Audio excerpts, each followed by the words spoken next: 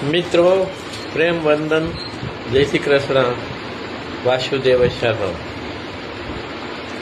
આપણો સૌથી મોટો દુશ્મન આપણી અંદર જ છે, અને એ છે આપણો અહંકાર, આપણો હું. આપણે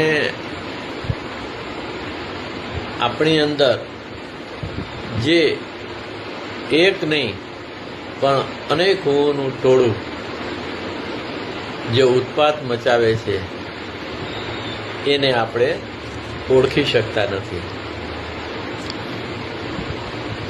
ક્ષણે ક્ષણે બદલાતા હુંમાં એક જ નામરૂપ હું પોતાના ગુણગાન જિંદગીભર ગાયા જ કરે છે. આ હુંના ટોળામાંથી મુક્ત થવા માટે આપણે મન, બુદ્ધિ, ચિત્ત, ઇન્દ્રિયોથી મુક્ત થવું પડે. આદિ શંકરાચાર્યનું આત્મષષ્ટક આ સ્થિતિ નિર્માણ કરવા માટે પૂરતું છે.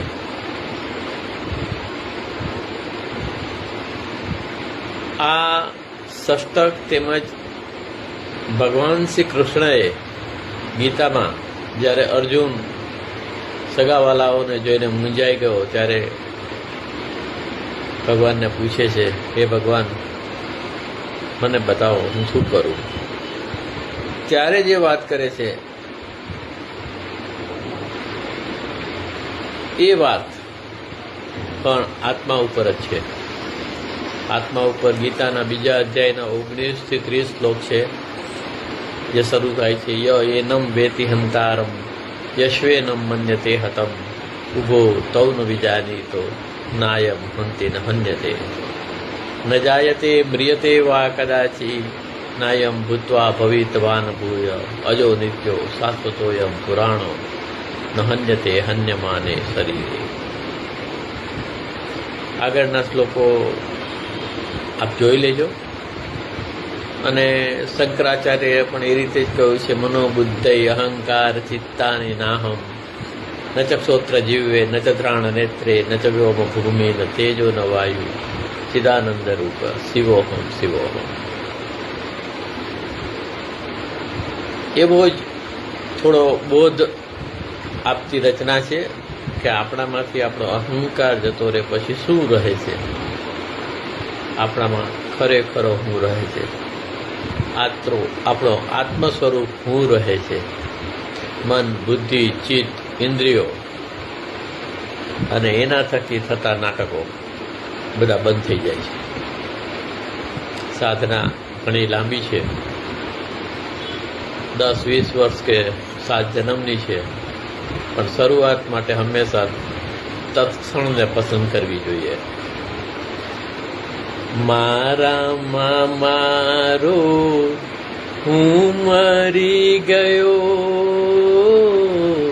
મારામાં મારો હું મરી ગયો, આત્મનજીનો હું તરી ગયો, મારામાં મારો હું મરી ગયો, આત્મનજીનો હું તરી ગયો. અને જો આવું બને તો સમમ સર્વેષુ ભૂતેષુ થયું. ગીતામાં કહ્યું છે, સમમ સર્વેષુ ભૂતેષુ તિષ્ઠંતમ પરમેશ્વરમ. તો હું તું આ તે બધામાં પરમેશ્વર બેઠા છે એવું જોવું, એ ખરું જોવું છે. સમમ સર્વેષુ ભૂતેષુ થયું, મમ મોહથી હું ખરી ગયો, સમમ સર્વેષુ ભૂતેષુ થયું, મમ મોહથી હું ખરી ગયો, મારામાં મારો હું મરી ગયો, આત્મનજીનો હું તરી ગયો.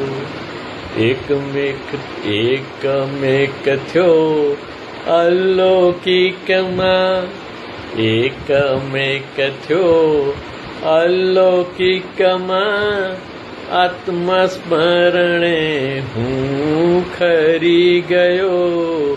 આત્મસ્મરણ એટલે તમે, હું શરીર નથી, શરીર મારું નથી, હું ભગવાનનો છું, ભગવાન મારા છે, એટલે કે હું આત્મ સ્વરૂપ ચિદાનંદ રૂપ શિવોહમ છું, એની વાત છે. એકમેક થયા અલૌકિકમાં આત્મસ્મરણે હું ખરી ગયો. મારામાં મારો હું મરી ગયો. આત્મનજીનો હું તરી ગયો. હવે રહું છું જાગરણમાં, હવે રહું છું જાગરણમાં. શ્વાસો શ્વાસે હું સરી ગયો. હવે રહું છું જાગરણમાં. શ્વાસો શ્વાસે હું સરી ગયો. શ્વાસો શ્વાસમાં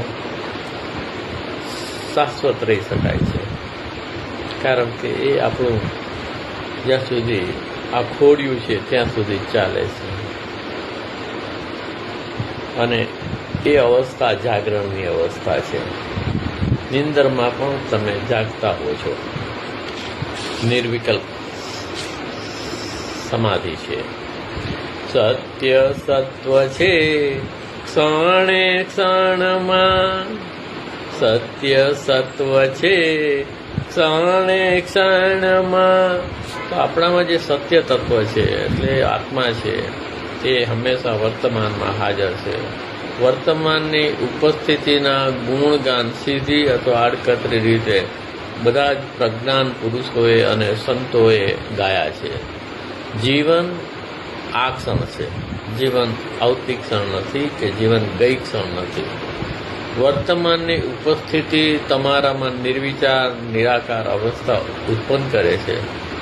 તમને જ્ઞાન થાય છે, તમને પ્રજ્ઞાન થાય છે, અને તમે ચિદાનંદ રૂપ શિવોહમ રહો છો. સત્ય સત્વ છે ક્ષણે ક્ષણમાં. સમય મૂકીને તરી ગયો. સત્ય સત્વ છે ક્ષણ ક્ષણમાં. સમય મૂકીને તરી ગયો. મારામાં મારો, મારામાં મારો હું મરી ગયો. આત્મનજીનો હું તરી ગયો. પ્રેમ વંદન. જય શ્રી કૃષ્ણ. વાસુદેવ સર્વમ. આધ્યાત્મિક મુમુક્ષુમાં રચના શેર કરવા વિનંતી.